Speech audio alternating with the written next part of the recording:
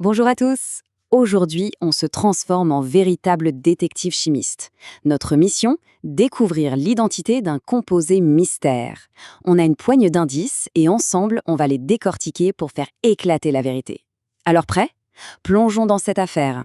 Alors, voilà notre scène de crime, si on peut dire. C'est un grand classique des exercices de chimie organique de première année, inspiré ici du travail de Hannadi Nasrallah. Le pitch est simple, on a une cétone, on ne sait pas laquelle, on la brûle. Les seuls indices qu'on a, ce sont les cendres, les produits de cette combustion. Notre job, c'est de remonter la piste jusqu'à sa formule moléculaire. Bon, pour y voir clair, on va procéder par étapes. 6 pour être précis. D'abord, on pose le problème. Ensuite, on analyse les indices. Après ça, on dresse le portrait robot du suspect, on déconstruit les preuves, on révèle la formule et, affaire classée, un plan d'action bien carré pour ne pas se perdre en route. C'est parti, l'enquête est lancée. Alors, voilà ce qu'on sait. On prend un échantillon d'une cétone inconnue et on la fait bruser complètement. Cette réaction, elle produit du dioxyde de carbone et de l'eau. Et tout le jeu, ça va être d'utiliser les quantités de ces produits pour deviner ce qu'était notre cétone au départ. Ok, comme pour n'importe quelle enquête, la première chose à faire, c'est de mettre tous les indices sur la table.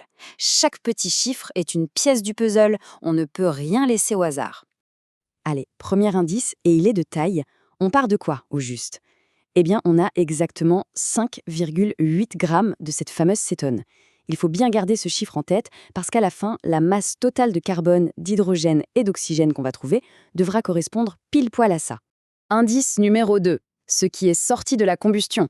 On a généré 7,2 litres de dioxyde de carbone. Et ça, c'est une info en or. Pourquoi?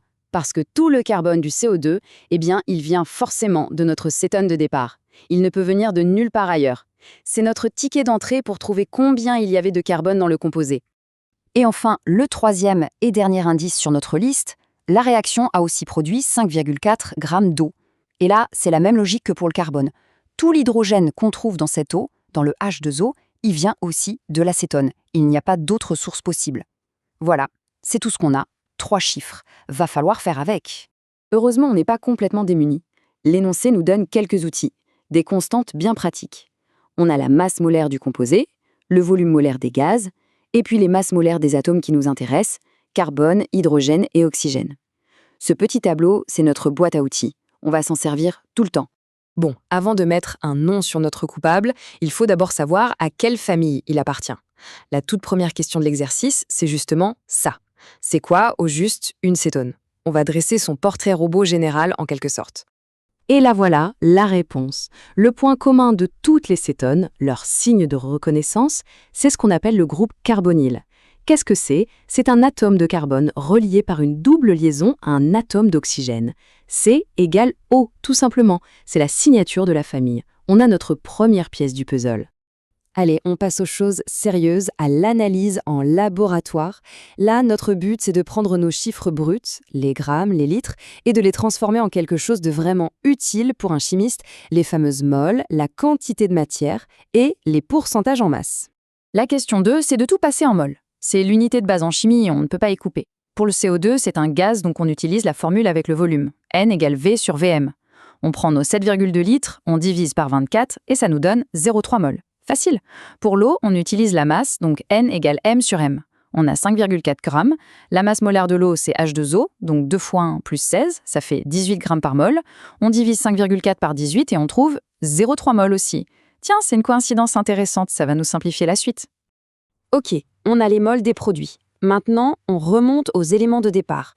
Pour le carbone, c'est direct. Dans une molécule de CO2, il y a un seul atome de carbone. Donc si on a 0,3 mol de CO2, on a 0,3 mol de carbone. On multiplie par 12 grammes par mol et hop, 3,6 grammes. Pour l'hydrogène, attention, petit piège. Dans H2O, il y a fois 2 atomes d'hydrogène. Donc pour 0,3 mol d'eau, on a le double en mols d'atomes d'hydrogène, soit 0,6 mol. Multiplié par 1 gramme par mol, ça donne 0,6 grammes. Et l'oxygène, là c'est le plus simple. On repart de la masse totale de 5,8 grammes. On enlève le carbone et l'hydrogène qu'on vient de trouver. Et ce qui reste, c'est forcément l'oxygène. Ça nous fait 1,6 grammes. Maintenant, question 3, la composition en pourcentage. Le calcul est tout bête. On prend la masse de chaque élément, on la divise par la masse totale de 5,8 grammes et on multiplie par 100.